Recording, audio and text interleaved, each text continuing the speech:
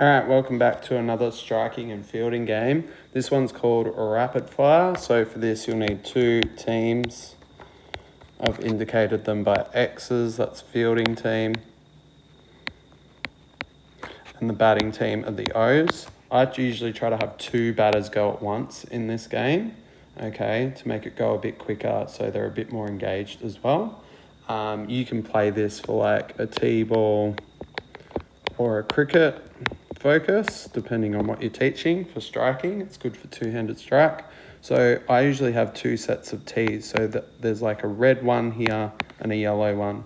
I have like these yellow tees I use for cricket, and I have big ones and little ones, so they're separated and they won't have a chance of striking each other. So you need to make sure these two are separated for safety, and also make sure the team waiting to bat is in a spot. For the fielding team, I usually get them to stand on cones, or I have like markers or anything where they're spread out and they have their own spot. So they can't stand as a pair, they've got to spread out.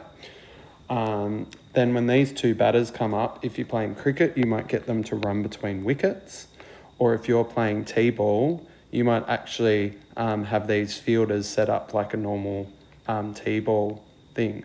So you might have even two diamonds. So you have one batter here and then the other batter over this side, and you have another diamond. And then all the X's stand on a base, okay? And maybe you've got some outfielders out here instead. So you can mix it up depending on what game you're playing as well. So the batters go to strike. When they're hitting the first few balls, the fielders can't move their feet. So if it comes to them, they can stop it. Or if they hit it elsewhere, the fielders have to wait.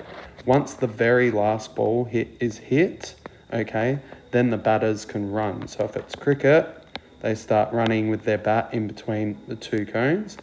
If it's T-ball, they're going to drop the bat, so leave it, drop it, and start running the bases. And they're going to run as many bases as they can, and that's the points they're going to get.